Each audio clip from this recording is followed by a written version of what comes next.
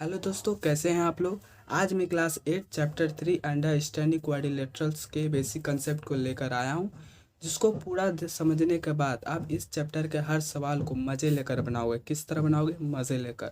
तो यार वीडियो को पूरा देखना, और अगर चैनल पर नए हो तो चैनल को सब्सक्राइब करो और वीडियो को लाइक करो। भाई का चैनल है यार, वीडियो को लाइक करो, भाई ने बहुत मेहनत की है। और अपने दोस्तों के बीच शेयर करो। तो चलो यार समझते आखिर अंडरस्टैंडिंग क्वाड्रिलेटरल्स है क्या।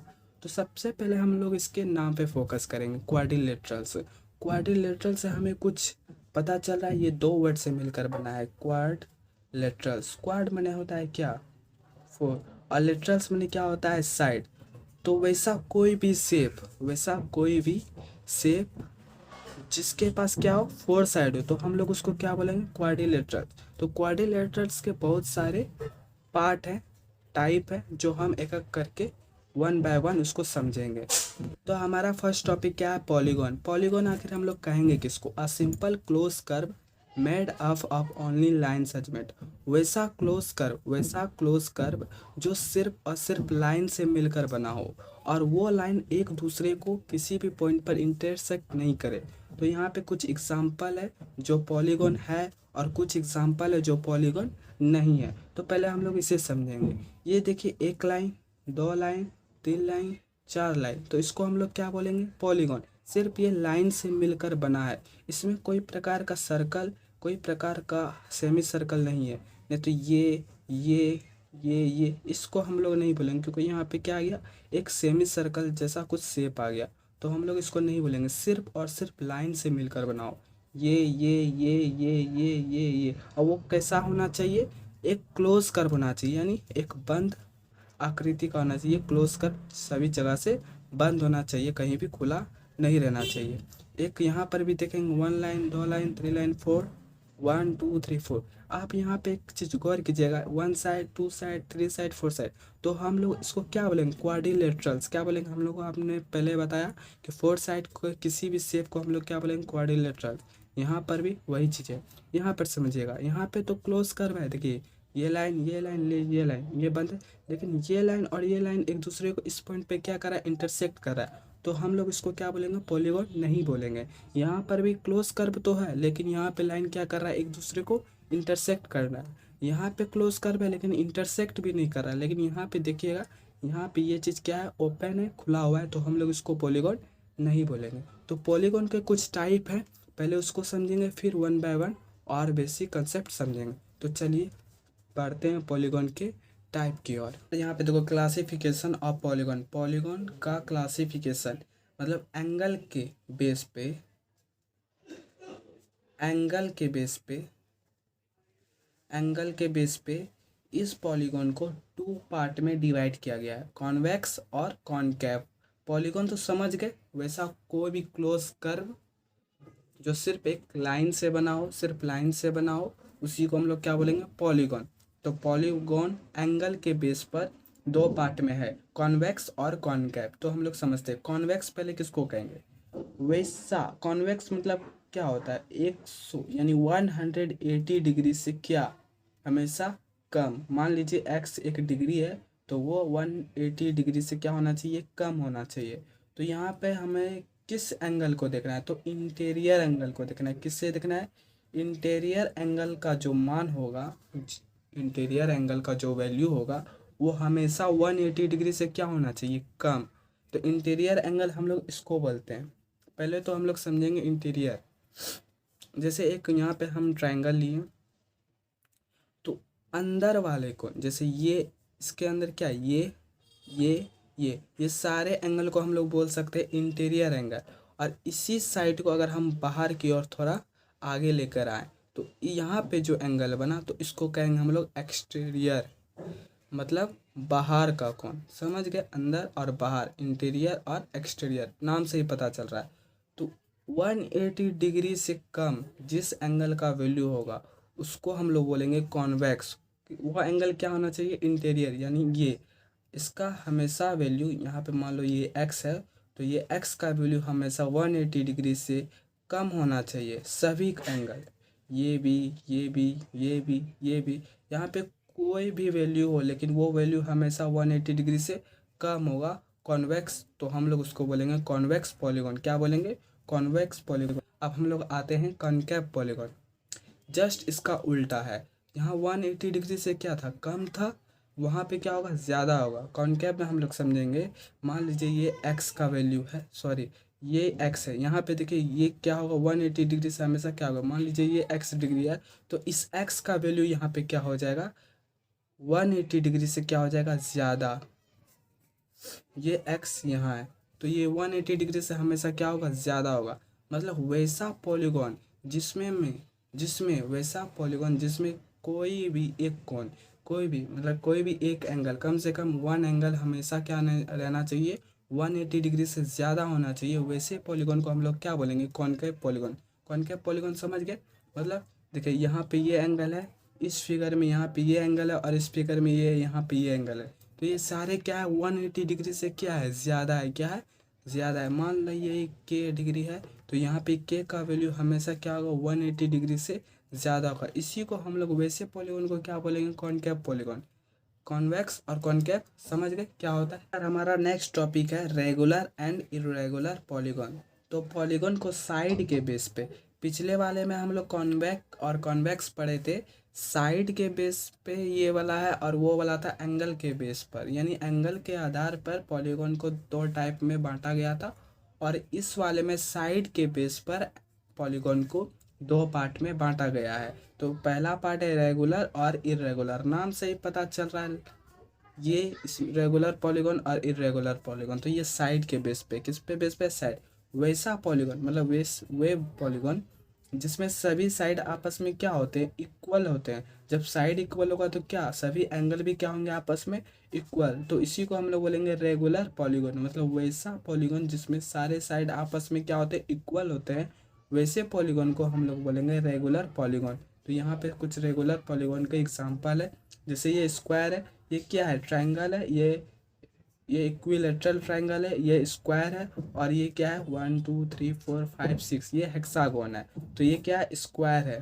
तो स्क्वायर एक प्रकार का क्या है? Regular polygon. और हेक्सागोन एक प्रकार का क्या है? Regular polygon. और इक्विलेटरल ट्रायंगल क्या है? एक प्रकार का रेगुलर पॉलीगॉन। तो ये सारे किस में आ गए? रेगुलर पॉलीगॉन में आ गए। अब हम लोग समझेंगे इर्रेगुलर पॉलीगॉन आखिर कहते हैं किसको है। तो इर्रेगुलर वैसा पॉलीगॉन जिसमें सभी साइड आपस में इक्वल नहीं होते हैं। जैसे ये चारों आपस में कोई भी इक्वल नहीं है, ये आपस में इक्वल नहीं है, समझ रहे? ये सारे साइड आपस में अलग अलग वैल्यू के हैं।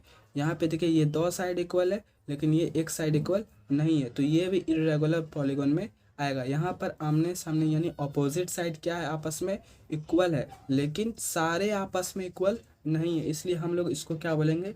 Irregular polygon. यहाँ पे देखिएगा एक चीज़, यहाँ पे एंगल सेम है, क्या हम लोग इसको रेगुलर पॉलीगॉन बोलेंगे? नहीं, ये रेगुलर पॉलीगॉन हम लोग साइड के बेस पर डिसाइड करते हैं कि कौन रेगुलर होगा और कौन इरेगुलर होगा। समझ रहे हो क्या? तो यार हमारा नेक्स्ट टॉपिक है डायगोनल्स। डायगोनल्स आखिर हम लोग कहेंगे किसको? तो पहले इसका एक बार डिफिनेशन पढ़ेंगे। A diagonals is a line segment connecting two non consecutive vertex of a polygon. पहले हम लोग नॉन कॉन्सिक्यूटिव वर्टेक्स किसको कहेंगे ये समझेंगे। तो पहले हम लोग समझेंगे वर्टेक्स किसको कहेंगे। वैसा पॉलीगॉन, वैसा पॉइंट, मतलब वैसा पॉइंट जो किसी भी दो साइड को आपस में कनेक्ट करता है। यहाँ पे एक पॉइंट है जो ये साइड और ये साइड को आपस में क्या किया? कनेक्ट किया। तो इसी को हम लोग क्या बोलेंगे? वर्टेक्स। क्या बोलेंगे?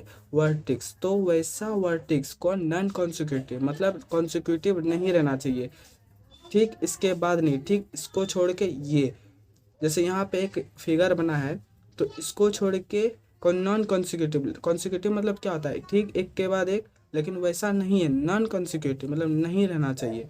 तो इसके बाद ये नहीं, ये और यही दोनों को मिलाने वाली, मतलब इस पॉइंट और इस पॉइंट को आपस में कनेक्ट करने वाले लाइन को हम लोग क्या बोलेंगे? डायगोनल्स बोलेंगे। समझ रहे हो? क्या बोलेंगे हम लोग? डायगोनल्स बोलेंगे। डायगोनल्स का नाम हम लोग, जैसे ये पॉइंट डी है और ये पॉइंट बी है, तो इस डायगोनल्स का नाम हो जाएगा बी डी। और ये पॉइंट ए है और ये पॉइंट सी है, तो इस डायगोनल का नाम हो जाएगा ए सी। समझ रहे हो? तो यहाँ पर भी वही है। तो यहाँ पे हम लोग समझेंगे are diagonals is a line segment connecting two non consecutive vertex of a polygon.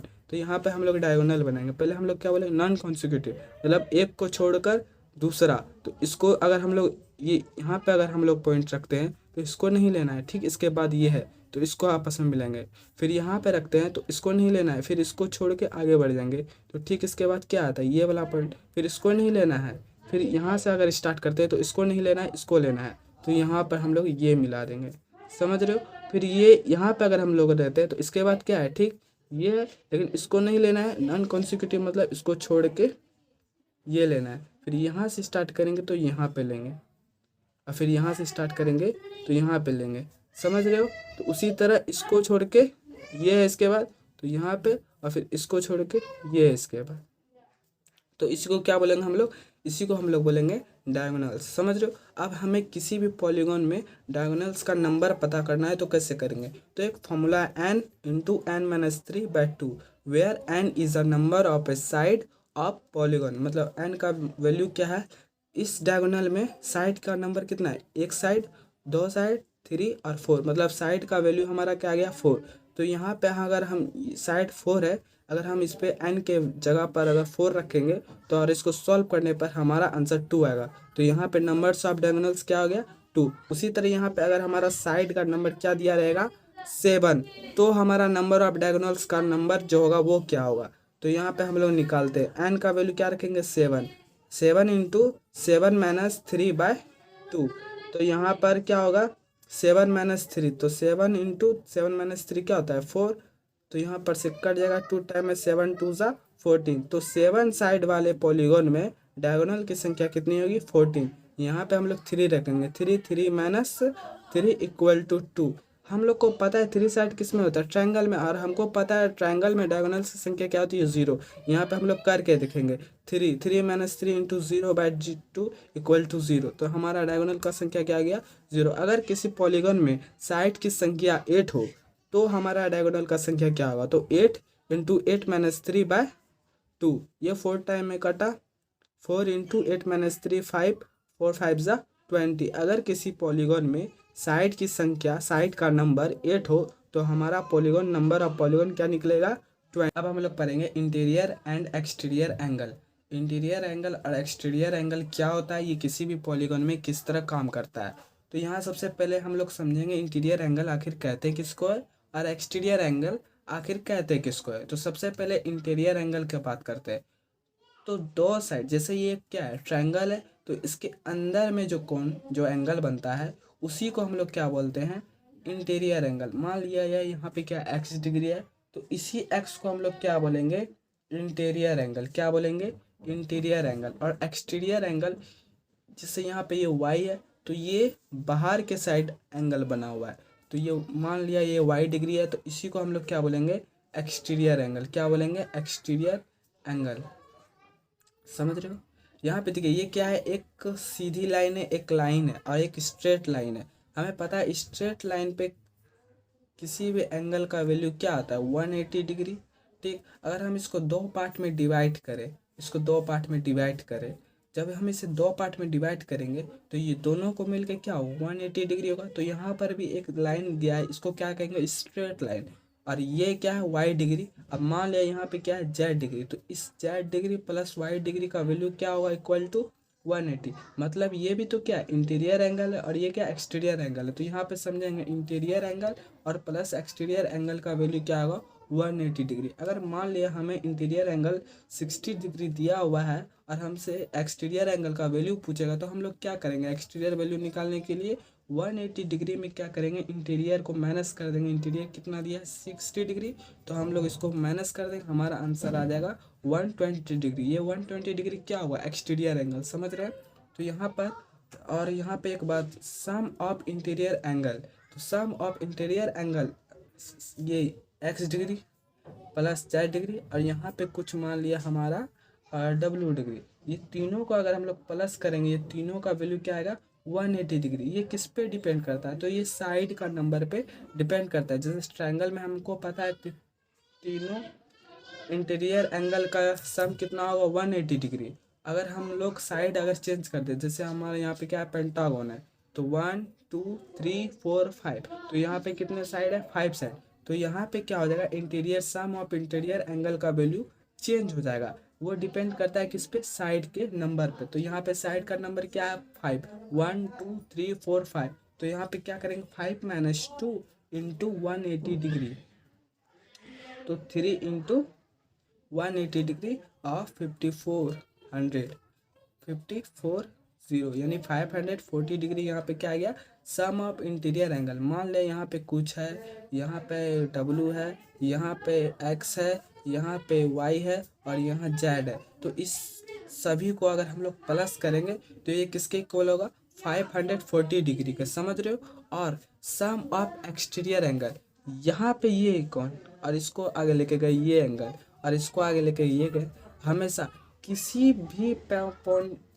भी पॉलीगॉन का एक्सटीरियर एंगल का सम हमेशा क्या होता है, 360 डिग्री। क्या होता है, 360 डिग्री। इसमें कोई रूल नहीं है, कहीं भी आप देखो सम ऑफ एक्सटीरियर एंगल का वैल्यू क्या होता है, 360 डिग्री, समझ रहे हो। अगर यहाँ पे x है, ये y है, ये z है, आपसे पूछा x + y + z equal to what, तो आप कुछ भी नहीं लिखोगे, डायरेक्ट लिखोगे 360 डिग्री। अगर आपसे पूछा इंटीरियर एंगल, तो यहाँ पे हमारा पहले साइड के नंबर को देखेंगे और फिर हमारा सम ऑफ इंटीरियर एंगल। तो यार हमारा नेक्स्ट टॉपिक है काइंड ऑफ क्वाड्रिलेटरल्स। क्वाड्रिलेटरल्स के टाइप। तो यार सबसे पहला टाइप फर्स्ट है ट्राइपीजियम। तो हम लोग ट्राइपीजियम कहेंगे किसको, पहले ये समझेंगे। ट्राइपीजियम is a quadrilaterals with a pair of parallel side. ट्राइपीजियम वैसा क्वाड्रिलेटरल्स होता है जिसमें में से कम एक साइड आपस में क्या होना चाहिए, पैरेलल होना चाहिए। तो यहाँ पे हम लोग देखेंगे कि यहाँ पे A B parallel D C है, तो इसी को हम लोग बोलेंगे ट्राइपीजियम। ट्राइपीजियम वैसा क्वाड्रिलेटरल्स, वैसा मतलब ट्राइपीजियम is a quadrilaterals with a pair of parallel side, मतलब पैरेलल साइड एक पेयर होना चाहिए, किसका, पैरेलल साइड का। तो हम लोग वैसे क्वाड्रिलेटरल्स को क्या बोलेंगे, ट्राइपीजियम। दूसरे में आते हैं काइट। काइट में क्या होता है, कॉन्सिक्यूटिव साइड आर इक्वल, मतलब कॉन्सिक्यूटिव, ठीक। इस साइड के बाद कौन सा साइड है, ए बी के बाद कौन सा साइड है, ए बी के बाद है हमारा ये, तो इसी को हम लोग बोलेंगे कॉन्सिक्यूटिव साइड क्या होना चाहिए, इक्वल होना चाहिए। जैसे यहाँ पे ए बी किसके इक्वल है, ए डी के, और यहाँ पे क्या है, बी सी इक्वल किसके, सी डी के, तो B C equal C D. तो इसी को हम लोग क्या बोलेंगे, काइट, समझ रहे हो।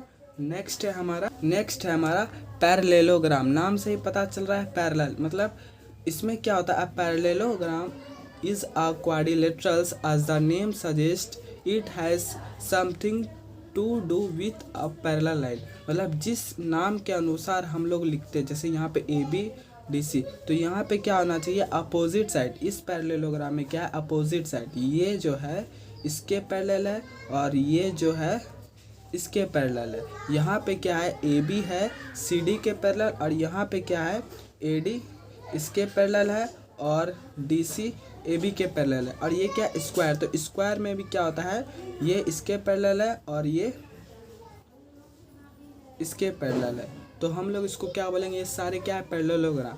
पैरेललोग्राम में क्या होता है, क्या अपोजिट साइड क्या होता है, आपस में पैरेलल, समझ। तो हमारा लास्ट टॉपिक है पैरेललोग्राम, एलिमेंट ऑफ पैरेललोग्राम। तो अब हम पैरेललोग्राम को स्पेशल यानी स्पेशल तरीका आखिर पैरेललोग्राम है क्या, उसके बारे में हम समझेंगे अब। तो यहाँ पे एक हमने बना लिया है पैरेललोग्राम, जिसमें ये जो ए बी है ये डी सी के पैरेलल है और ए डी जो है वो बी सी के पैरेलल है, समझ रहे हो। इसका मतलब ये इसके पैरेलल है, ए बी डी सी के पैरेलल है। यहाँ पे लिख देता हूँ, A B parallel D C और A D parallel B C, समझ रहे हो। यहाँ पे हमने दो डायगोनल लिया है जो पॉइंट ओ पर एक दूसरे को क्या कर रहे हैं, इंटरसेक्ट कर रहे हैं। पैरेललोग्राम में क्या होता है, अगर दो डायगोनल किसी भी पॉइंट पर, जैसे यहाँ पे ओ पॉइंट पर इंटरसेक्ट कर रहा है, तो ये डायगोनल एक दूसरे को बाइसेक्ट करते हैं। मतलब अगर ये डायगोनल बी डी है तो ये एक दूसरे को बाइसेक्ट करते हैं, मतलब इक्वल पार्ट में एक दूसरे को क्या करते हैं, डिवाइड करते हैं। तो यहाँ पे बी ओ किसके इक्वल हो जाएगा, ओ डी के।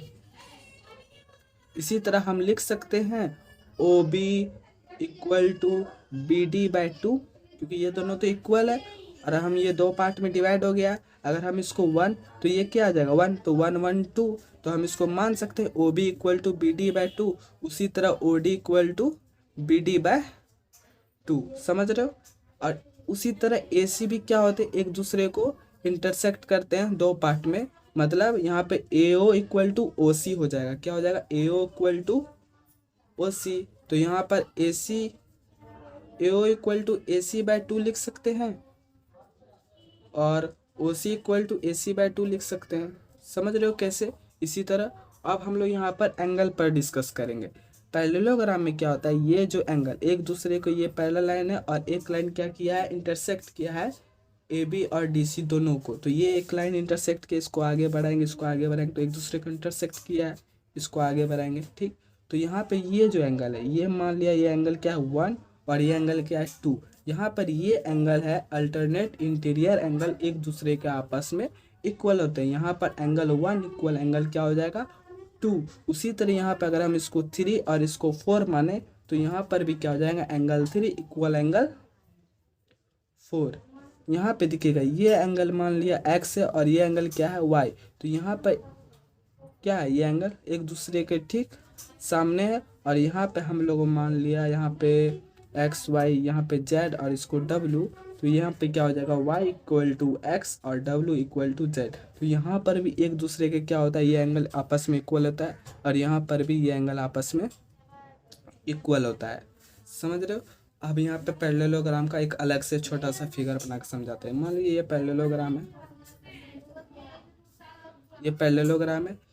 यहाँ पे जो एंगल होगा वो इस एंगल के क्या होगा, आपस में इक्वल। अगर ये 1 है तो ये भी, अगर ये 2 और ये 1 है तो यहाँ पे एंगल 1 इक्वल एंगल 2 हो जाएगा। और एंगल यहाँ पे अगर 3 है और एंगल यहाँ 4 है तो ये दोनों आपस में क्या हो जाएगा, इक्वल। ये पैरेललोग्राम में होता है। तो एंगल 4 इक्वल टू एंगल 3। और ये इसको क्या बोलते हैं, सप्लीमेंट्री एंगल। यहाँ पे एंगल 2 और एंगल 3 एक दूसरे का क्या, सप्लीमेंट्री एंगल। सप्लीमेंट्री हम लोग वैसे एंगल को बोलते हैं जिन दो एंगल को ऐड करने पर कितना आना चाहिए, 180 डिग्री। तो उसको हम लोग बोलते हैं सप्लीमेंट्री एंगल। तो यहाँ पर angle 2 plus angle 3 equal to क्या हो जाएगा, 180 डिग्री। जिस तरह एंगल 2 और एंगल 3 सप्लीमेंट्री है, कॉन्सिक्यूटिव एंगल एक सप्लीमेंट्री एंगल होता है पैरेललोग्राम में, उसी तरह एंगल 2 और एंगल 4 भी क्या हो जाएगा, आपस में सप्लीमेंट्री। तो angle 2 plus angle 4 equal to 180 degree. उसी तरह यहाँ पे 4 और 1 को प्लस करेंगे तो क्या हो जाएगा, angle 4 equal, angle 4 plus angle 1 equal to 180 degree. उसी तरह एंगल 1 प्लस एंगल 3 को भी करेंगे तो 180 डिग्री। सपोज यहाँ पे एक पैरेललोग्राम फिर से मैं बना रहा हूँ, ड्रॉ कर रहा हूँ आप लोग को समझाने के लिए। ये एक पैरेललोग्राम में यहाँ पे 9, इसका वैल्यू हमें दिया है यहाँ पे 95। तो ये यहाँ पे क्या हो जाएगा, ये भी 95 हो जाएगा। और हमें पता है इसको और इस एंगल को प्लस करेंगे तो 180 होगा। तो 180 में अगर हम 95 को माइनस करेंगे तो हमारा क्या आएगा, ये आएगा 85। तो यहाँ पे ये 85 और ये इसके इक्वल है तो ये भी 85, और ये दोनों को जोड़िएगा तो वही। समझ रहे हो। तो यही था सवाल, मतलब यही था पूरा कंसेप्ट। अगर ये आपको कंसेप्ट अच्छा लगा तो प्लीज़ यार चैनल को सब्सक्राइब करो। अभी 3.1 का सारा सवाल, 3.2 का सारा सवाल और 3.3 का सारा सवाल, मतलब जितने एक्सरसाइज है 3 लेसन में सारा करूँगा। उसके बाद 4 लेसन में आऊँगा, एक स्टेप बाय स्टेप, मतलब 1 बाय 1 करके सारा चैप्टर को मैं क्लियर करते जा रहा हूँ। तो यार अगर आप लोगों ने लेसन 1 और लेसन 2 का पूरा कंसेप्ट नहीं देखा है तो पहले जाओ और वहाँ पे सवाल भी है वो देखो। लेसन 2 पूरी तरीक़े से एकदम अच्छे से बनाया हूँ। और चैनल को सब्सक्राइब करो, मोस्ट इम्पोर्टेंट चैनल को यार सब्सक्राइब करो। ठीक है, मिलते हैं नेक्स्ट वीडियो में, तब तक के लिए गुड बाय।